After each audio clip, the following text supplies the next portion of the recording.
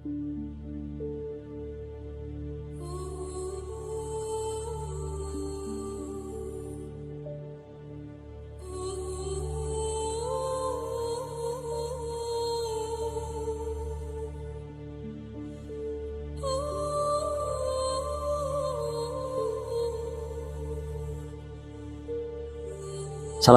warahmatullahi wabarakatuh.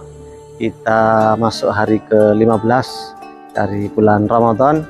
Mudah-mudahan kita mendapatkan ampunan dari Allah Subhanahu wa taala, dan mudah-mudahan Allah memberikan kekuatan kepada kita untuk selalu beramal kebaikan, di antaranya membaca surat Yasin sebelum tidur dan mengkaji, mempelajari, memahami, dan mudah-mudahan kita bisa mengamalkan surat Yasin dan juga mengajarkannya kepada orang lain.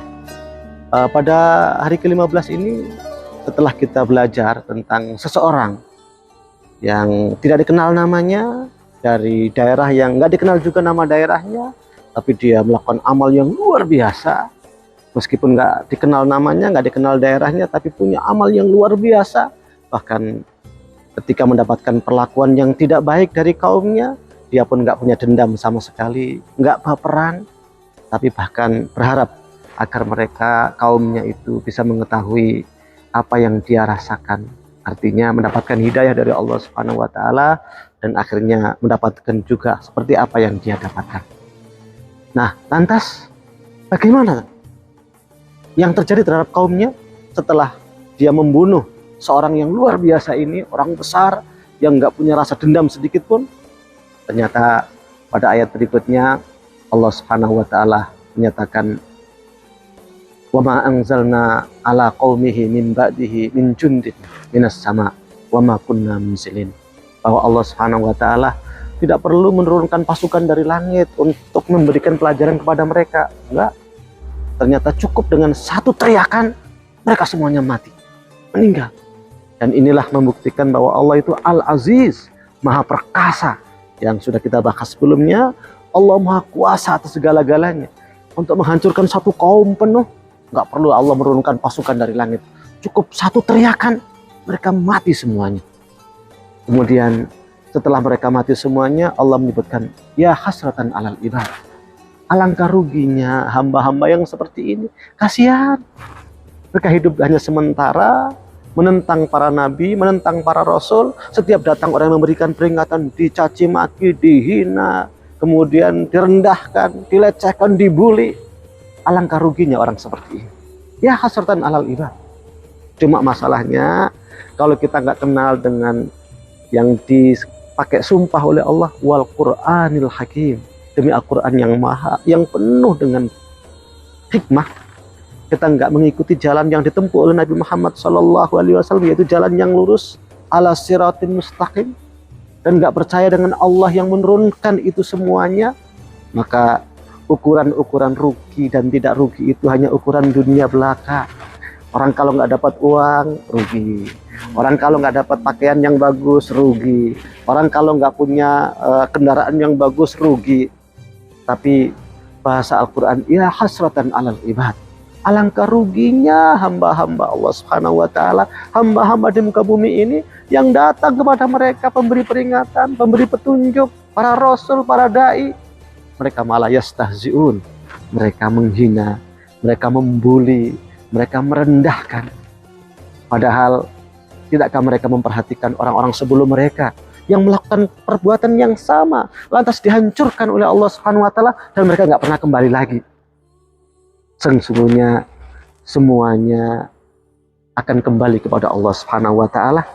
Maksudnya akan mempertanggungjawabkan semuanya kepada Allah Subhanahu wa taala. Cuma kalau orang-orang termasuk yang di dalam pembahasan sebelumnya, orang-orang yang dapat dikasih peringatan, yaitu orang-orang yang memang ingin mengikuti Al-Quran dan takut pada Allah Subhanahu wa taala meskipun nggak melihat Allah Subhanahu wa taala, atau meskipun dalam keadaan sendirian, maka orang-orang seperti ini akan benar-benar kembali kepada Allah Subhanahu wa taala, dapat tempat yang layak di sisi Allah Subhanahu wa taala.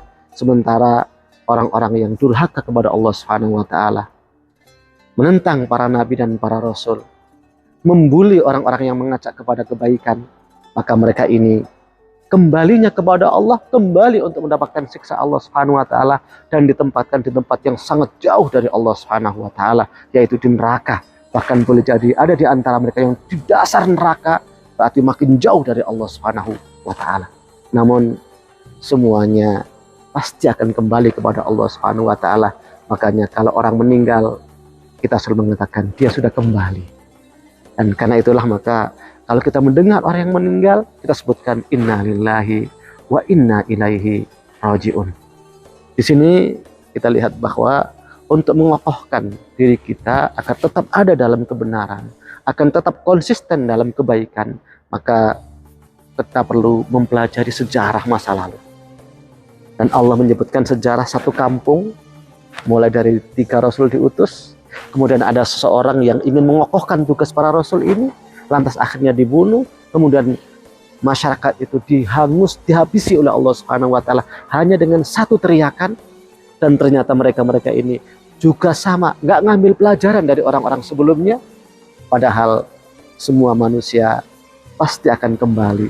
Nggak ada manusia yang kekal di muka bumi ini. Fir'aun yang digaya pada akhirnya juga mati. Ya, Qarun yang sangat kaya pada akhirnya juga mati. Haman yang memiliki teknologi yang luar biasa pada akhirnya juga mati. Dan semuanya pasti akan mati. Karena itulah maka ingat, kalau ada peringatan, terimalah peringatan itu. Bergembiralah dengan peringatan itu. Berterima kasihlah kepada orang yang memberikan peringatan.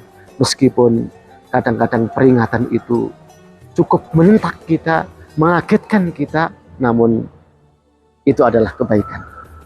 Itu adalah kebaikan. Mungkin kalau dalam cerita masa lalu, ada seorang yang karena terlena jalan di rel kereta api, kemudian ada yang teriak-teriak, kereta api, nggak dengar juga. Ternyata ada yang berlari dengan kencang, terus ditubruk dia sampai berguling-guling. Setelah berguling-guling, dia kemudian bangun melihat kereta lewat. Kira-kira orang seperti itu akan terima kasih pada yang menubruk dia, ataukah dia marah-marah? Kalau dia sadar, pasti dia berterima kasih pada orang yang menubruknya. Meskipun kelihatannya menubruknya, tapi itu membuat dia selamat. Mudah-mudahan Allah Subhanahu wa taala menyelamatkan kita, dan mudah-mudahan kita menjadi orang-orang yang menyelamatkan orang lain. Aku qouli hadza wa astaghfirullaha wa lakum innahu huwal ghafurur rahim. Wassalamualaikum warahmatullahi wabarakatuh.